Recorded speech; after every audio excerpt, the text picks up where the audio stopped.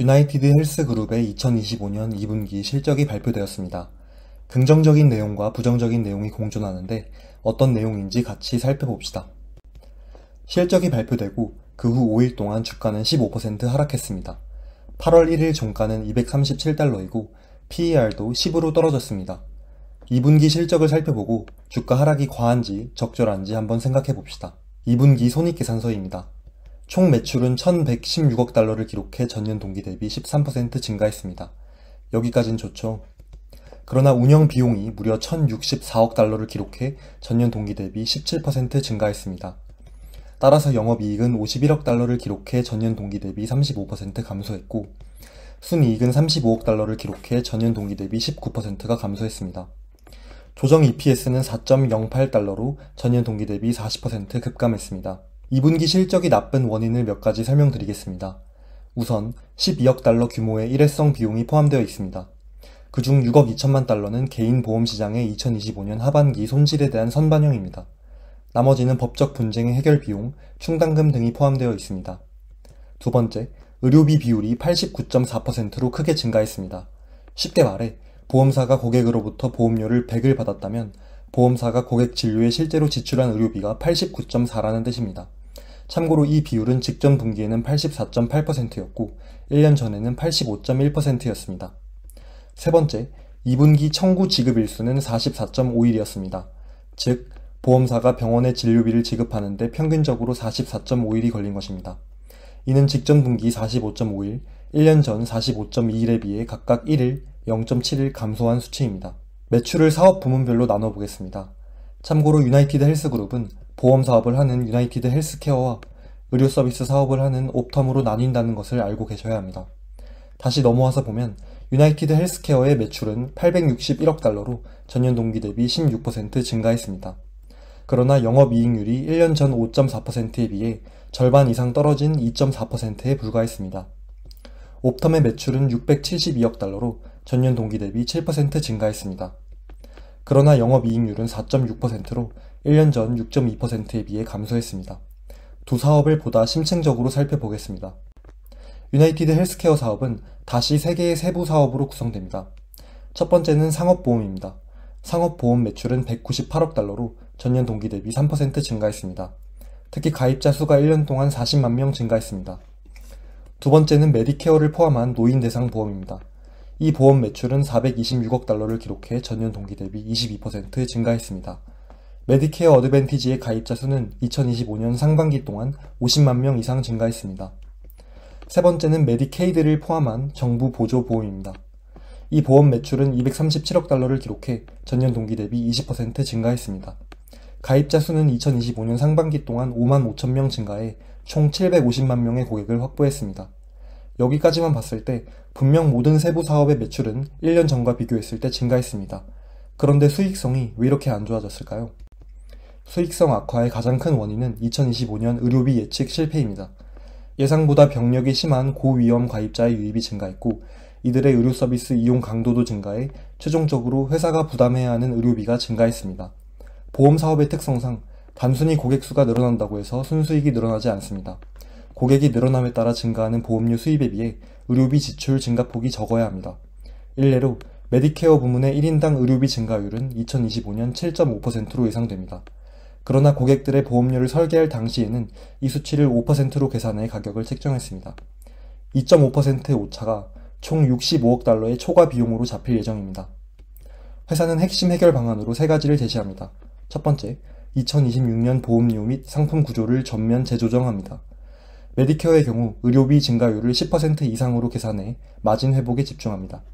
두 번째, AI 기반 운영을 강화해 부정 청구를 더 적극적으로 탐지하고 진료 적정성을 더 꼼꼼히 확인할 예정입니다. 세 번째, 저수익 고위험 시장에서 선별적으로 철수하는 것을 고려합니다. 옵텀 사업 역시 3개의 세부 사업으로 구성됩니다. 첫 번째는 진료 서비스를 제공하는 옵텀 헬스입니다.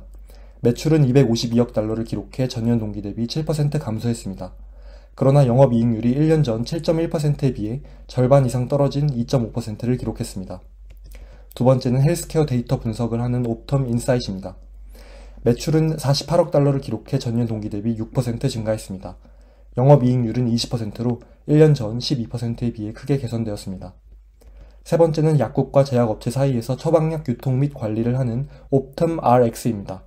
매출은 385억 달러를 기록해 전년 동기 대비 19% 증가했습니다. 영업이익률은 3.7%로 1년 전에 비해 소폭 하락했습니다.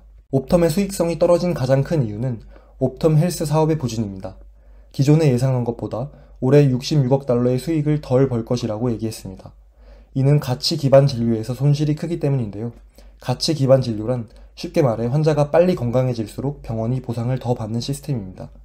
관리가 어려운 복잡한 신규 환자가 많이 유입되었고 이들이 빨리 낫지 못하자 병원은 받는 돈이 더 적어진 것입니다. 또한 회사 측은 V28 리스크 조정 모델에 제대로 대응하지 못했습니다.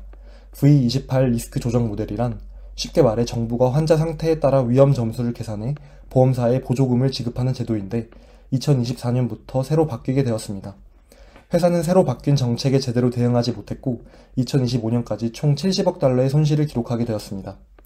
회사 측은 몇 가지 해결 방안을 제시하며 장기적인 성장 가능성을 밝혔습니다. 첫 번째 해결 방안은 고위험 환자 수를 축소하고 관리 가능한 환자에 더 집중하겠다는 것입니다. 두 번째는 AI를 활용해 지역별 들쑥날쑥한 진료 방식을 표준화하고 진단 정확도 및 운영 효율성을 개선해 비용을 절감하는 것입니다. 세 번째는 V28 리스크 조정 모델에 맞춰 상품 및 진료 전략을 재설계해 2026년까지 20억 달러 손실을 해소할 예정이라고 합니다. 최근 5년간 분기별 실적 추이를 보겠습니다. 매출은 꾸준히 증가하고 있지만 영업이익, 순이익, EPS 모두 2025년 2분기에 크게 하락했습니다. 지난 영상에서 언급했다시피 몇 달 전 회사는 가이던스를 철회했고 그날 주가는 17% 급락한 적이 있습니다. 이번 실적 발표의 고무적인 점은 회사가 올해 가이던스를 다시 제시했다는 점입니다. 총 매출 4,455억 달러에서 4,480억 달러를 전망했습니다. 영업이익은 215.5억 달러에서 221.5억 달러를 전망했습니다. 조정 EPS는 최소 16달러를 전망했습니다. 보기 좋게 최근 10년치 데이터로 막대 그래프를 그려보았습니다. 가이던스대로 매출이 나온다면 10년 연속 매출이 상승하는 이상적인 그림이 나올 것입니다. 그러나 문제는 수익성 악화입니다. 회사가 제시한 2025년 영업이익 가이던스는 직전 연도 대비 30% 이상 급감한 수준입니다. 이는 코로나 바이러스가 창궐한 2020년보다도 낮은 수준입니다. EPS 가이던스 역시 작년보다는 소폭 증가할 예정이지만 2년 전과 비교하면 30% 이상 급감한 수준입니다. 회사는 2026년부터 다시 이익이 천천히 성장할 것이라고 전망했으며 2027년에는 이익 성장이 가속화될 것이라고 말했습니다. 2분기 재무상태표를 보겠습니다. 총 자산은 3,080억 달러, 총 부채는 2,080억 달러, 총 자본은 1,000억 달러입니다. 유동 비율은 85%라 단기 지급 능력이 낮고 부채 비율은 207%라 레버리지가 높은 편입니다. 올해 상반기 현금 흐름표를 보겠습니다. 두 분기 동안 영업활동에서는 126억 달러가 순유입되었습니다. 투자활동에서는 15억 달러가 순유출되었고 재무활동에서는 78억 달러가 순유출되었습니다. 상반기 동안 32억 달러가 순유입되었고 반기 말 현금 및 현금성 자산은 286억 달러입니다. 유나이티드 헬스그룹은 주주환원 정책이 좋은 것으로 유명합니다. 실제로 2분기 배당금을 5% 인상해 2.21달러로 설정했고 자사주 매입을 포함해 2분기에만 총 45억 달러 규모의 주주환원을 진행했습니다. 번외로 10년간 회사의 유통 주식수 추이를 보면 10년 전 11억 8천만 주였지만 올해 6월 말 기준 9억 1천만 주로 꾸준히 감소하고 있습니다. 최근 애널리스트 목표 주가를 보겠습니다. 26명의 월가 애널리스트 중 19명은 매수 의견, 2명은 매도 의견을 제시하고 있습니다. 목표 주가는 최저 198달러에서 최고 626달러이며 평균 목표 주가는 335달러입니다. 최근 2개월간 기관들의 목표 주가 조정 내역을 보겠습니다. 한 투자기관은 6월의 목표 주가를 356달러에서 312달러로 내리면서 관점을 매수해서 보유로 하향했습니다. 그리고 동일 기관이 7월의 목표 주가를 다시 198달러로 내리면서 관점을 보유해서 매도로 낮췄습니다. 마지막으로 개인적인 생각을 적어보며 총 정리해보겠습니다. 투자 포인트는 두 가지를 생각해보았습니다. 첫 번째, 회사가 2달 전 철회했던 가이던스를 다시 제시했습니다. 비록 저조한 수익을 전망했지만 나침반을 제공했다는 의미에서 투자자들의 신뢰를 소폭 회복했다고 생각합니다. 두 번째, 수익이 줄어들어 배당을 줄이는 등 주주환원을 감소하면 어떡하지 라는 걱정이 있었는데 변하지 않은 주주환원 기조를 보여주었습니다. 배당도 늘렸고 자사주 매입을 통해 유통 주식수도 꾸준히 줄이고 있습니다. 한편 투자 리스크는 회사의 수익성 감소가 단기적인 이슈가 아닌 구조적인 문제에서 기인한 장기적인 이슈라는 점입니다. 워낙 단기간에 주가가 폭락해 빠른 반등을 기대한 투자자들에게는 실망스러운 실적 발표일 수도 있을 것 같습니다. 그러나 회사의 펀더멘털을 믿고 2026, 2027년 수익성 회복 시나리오를 믿으시는 분들이라면 이번 폭락이 기회가 될 수도 있을 것 같습니다. 이상 유나이티드 헬스그룹의 2분기 실적 분석을 마치겠습니다. 제가 만약 미국에 살아서 유나이티드 헬스의 보험과 의료 서비스를 체감할 수 있다면 투자 판단을 더 쉽게 할 수 있을 것 같은데 그를 통해 간접적으로 경험할 수밖에 없다는 점이 아쉬웠습니다. 워낙 견고하던 기업이 유례없는 주가 하락을 맞고 있어 저 포함 많은 투자자의 관심을 끌고 있는데 이 영상을 통해 조금이라도 도움이 되셨으면 좋겠습니다. 영상이 도움이 되셨다면 구독, 좋아요, 댓글 꼭 부탁드립니다. 큰 힘이 됩니다. 감사합니다.